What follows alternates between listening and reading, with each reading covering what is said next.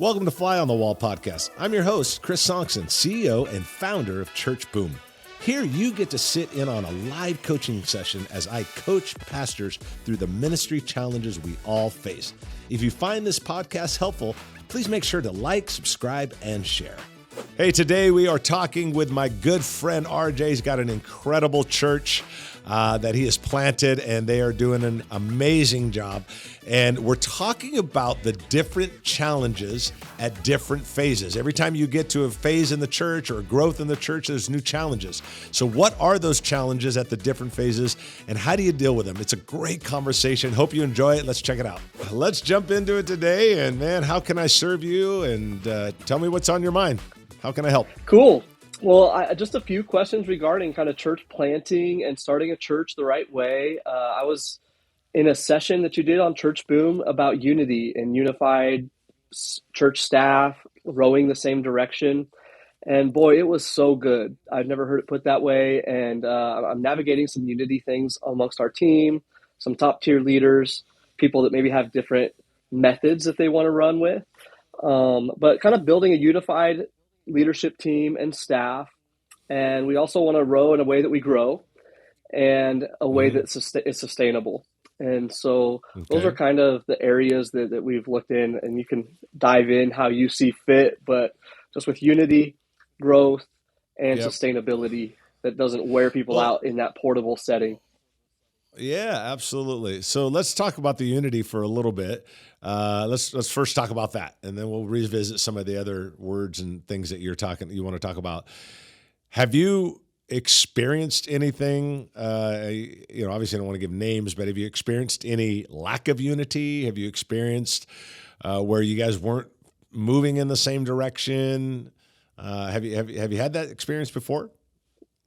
Yeah, there's been a few moments that have, and I think part of it was just my fault in leading it that way and maybe giving titles versus responsibilities too soon, and kind of running in a certain direction and making some decisions and making people feel certain ways that I'm like, man, that's not how we operate. And so then having to pull that back and made for some difficult conversations. And so I just want to try to get it right moving forward. Yep. You know what I mean? But we have had some of those instances where it's like, man, can we just get on the same page here and we'll be good? But there's been a little bit of a disconnect at times. Yeah. Yeah. Well, let me speak to the unity and the fact that your church is a little over a year old, which I love. I'm a church planner at heart. I'm the founding pastor of South Hills. We started it from nothing, and I think we have 12 campuses now. I don't do much of the day-to-day, but I'm always in the planning mode. I'm always working with church planners. It feels like I'm having church planning conversations every week of my life, even though that's not our main thing or my main thing. I feel like I'm in that zone. A couple of things I think are really important for you to consider, RJ. First of all, the mindset of church planting people. The one thing that you always have to understand is this, that people will always view your church as the size in which they first came. That's important. That's important because as you grow, I don't know what the size of your church is, but whatever. As you grow to 100 to 200 to 500 to 800, when you get up to 500, let's say you did it inside of 2 years. I'm just throwing these numbers out, whatever, it doesn't matter. Sure. The point is that the people over here, they're going to view at 500, the people that were originally here at 100, they're still going to view the size of the church in which they first came.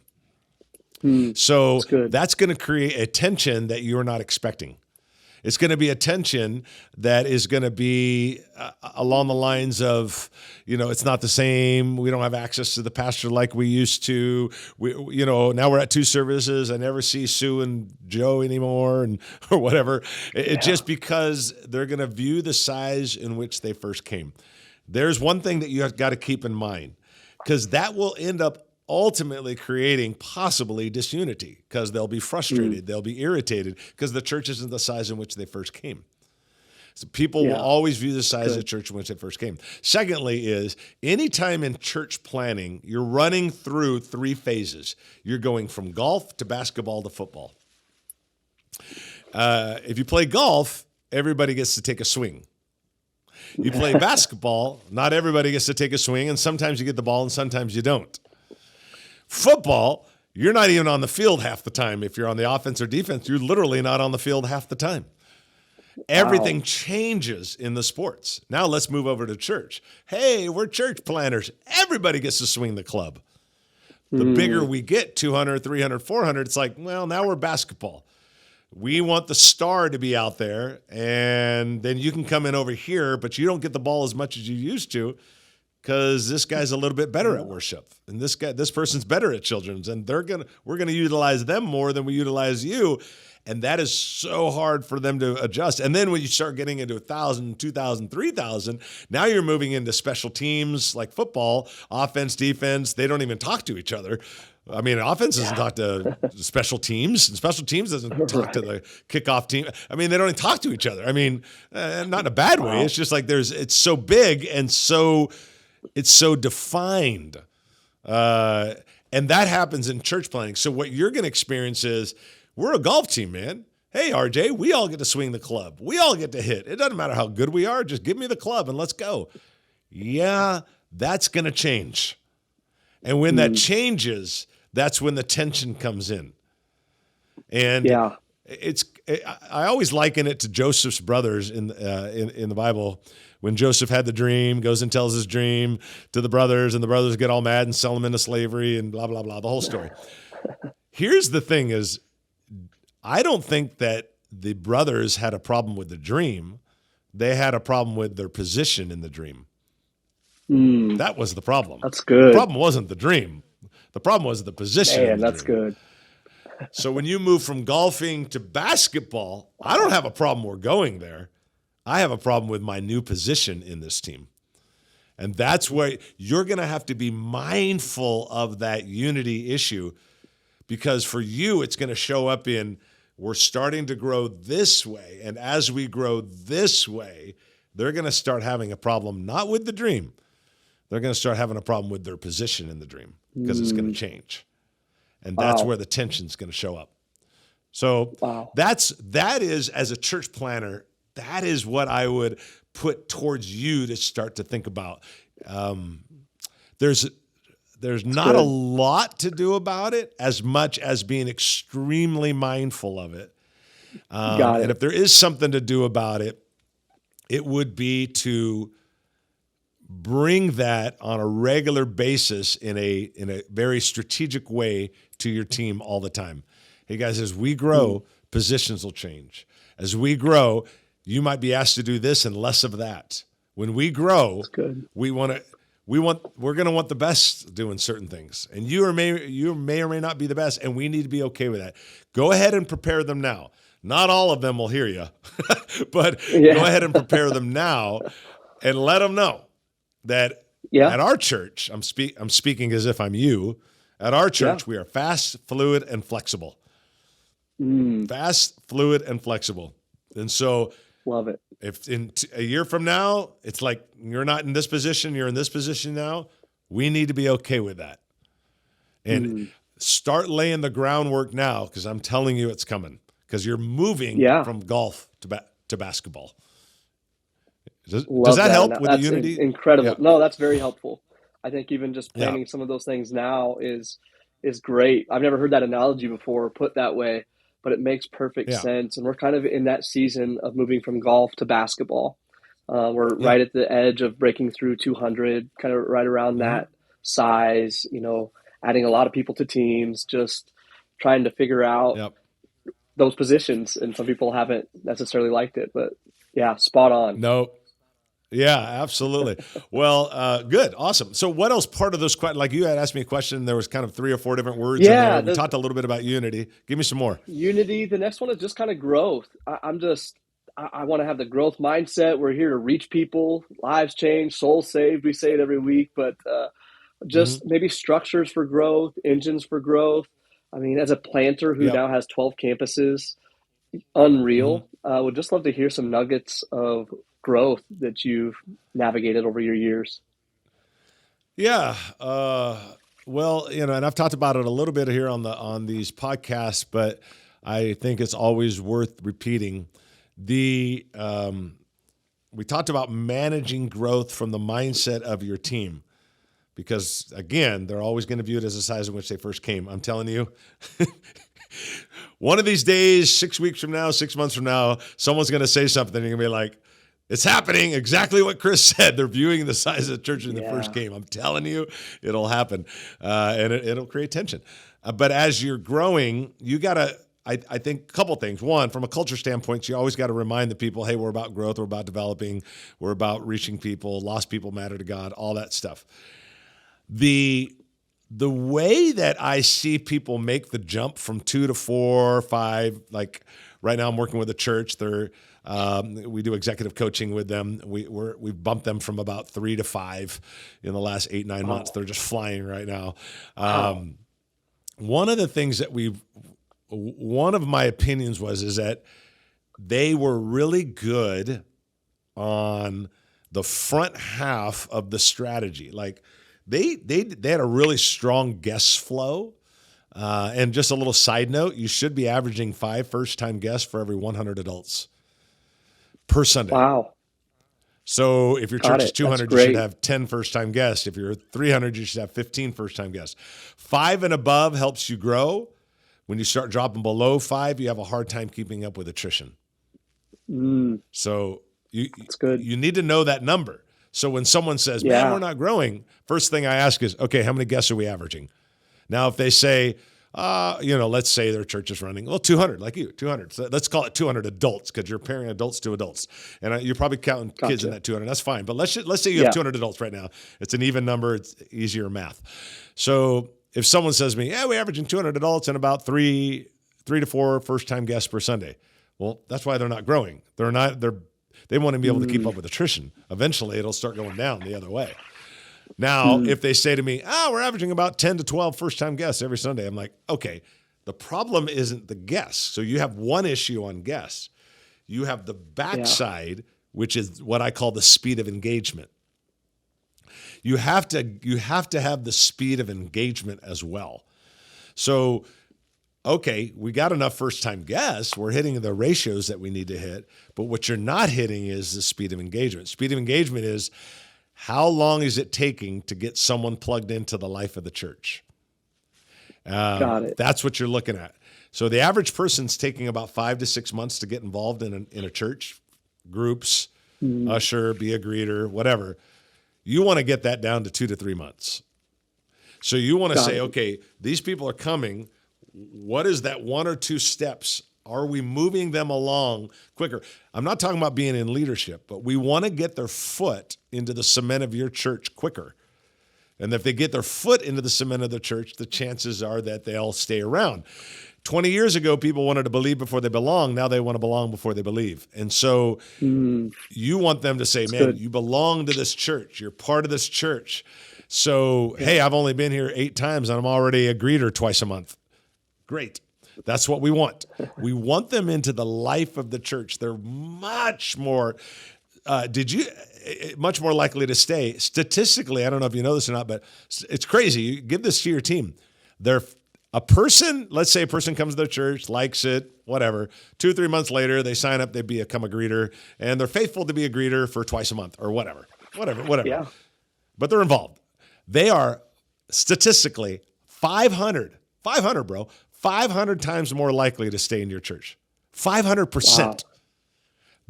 That's incredible. 100% is double. It's double 5 times over. Wow. So you get them involved in the life of the church and they will stay. Then let me give you one more thing. Your church will grow 2 people for every 1 new person you get involved in ministry. So it's a crazy cycle. Get more people showing up. Get them involved in the life of the church. Your church will grow 2 people for every 1 person you get involved, and it just keeps feeding each other this way. I want you to think about a church of 200. Let's say that you set a goal. Hey, leaders, maybe you do a coffee with the pastor or whatever you do, whatever way you get people involved in ministry. Let's say you got your system, but let's say you get your team really amped about recruiting. And let's say that church of 200, let's say you set a goal of 15 people per month, new in the life of ministry. Maybe they're engaged in groups or they're engaged in being an usher, greeter, children's worship, whatever. 15.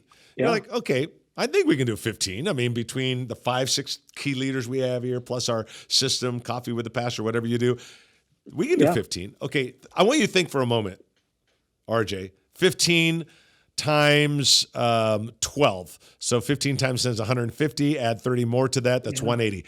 Okay, 180. I want you to think. How in the world can you add 180 people, new volunteers, to your church by January of next year and not be up at 350 or 400? It's not even mathematically possible. So here's the problem, RJ. Don't get so caught up in focusing on attendance. Get caught up in focusing on engagement.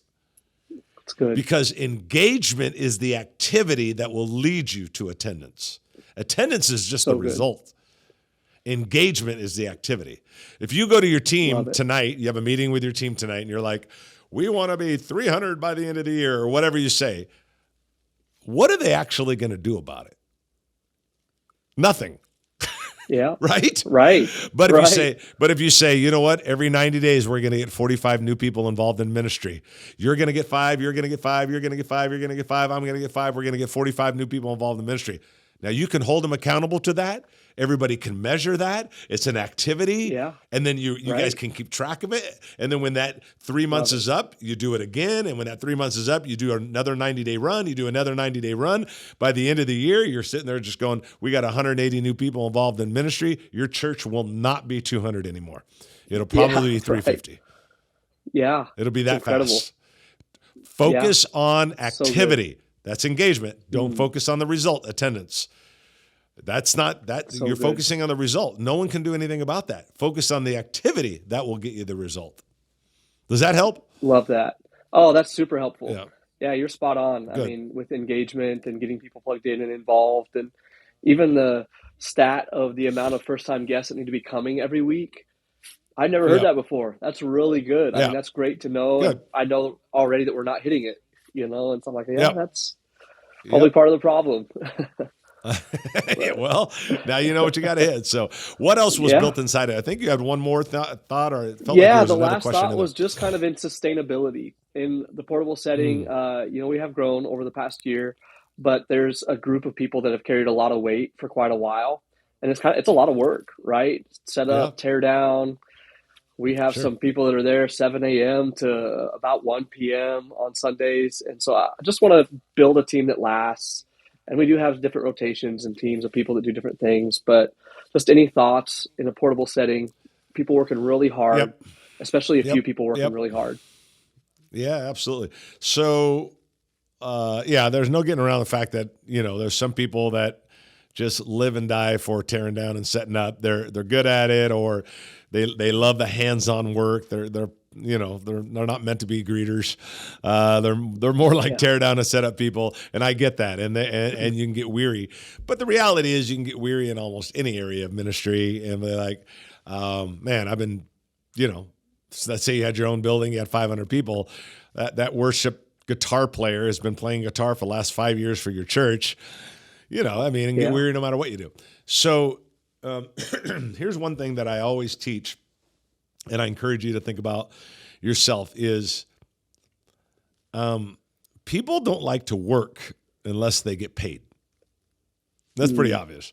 So if I own a big painting company and you're like, hey, man, I need a job, and then you go and you get on a crew and you start painting houses, and then Friday comes and you're expecting a paycheck, and I'm like, oh, dude, I forgot those. They're at the office. You're like, oh, okay. Well, money rolls around. Yeah, dude, I had to deposit this check.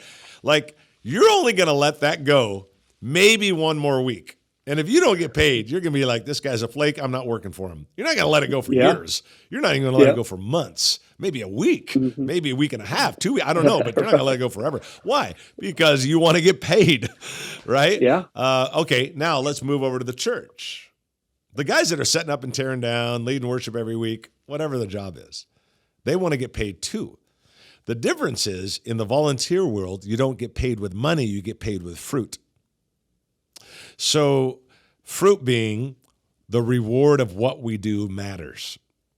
And I think sometimes in the busyness of our life, We live in this world. We see the emails. We get the positive reports. We hear about this 5 people that came to Christ. We hear about this marriage that was turned around or whatever.